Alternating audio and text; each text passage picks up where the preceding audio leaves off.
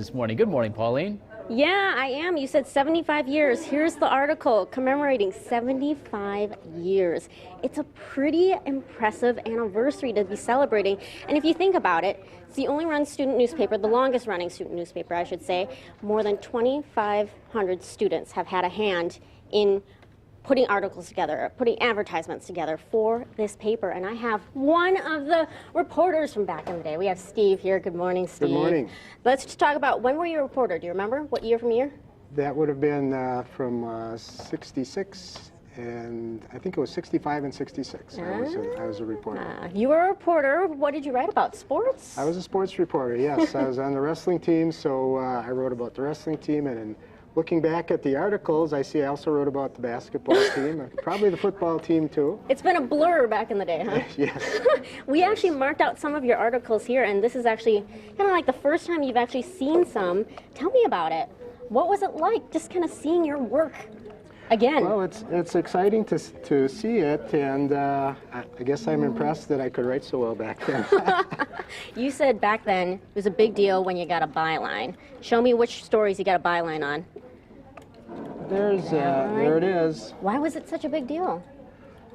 Because news articles were just straight in the paper. They weren't really, a byline was something special. That if you did a really good job, I believe, or if it was a feature article that had something besides just the straight news. Yeah.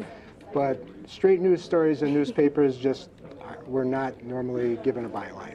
So now, you obviously didn't go into journalism, but you actually took some skills with you in your future career. Well, that's right. I worked in the IT department of a bank, and there was a lot of documentation that needed to be prepared, and the ability to write clearly and make it understandable was quite a big deal.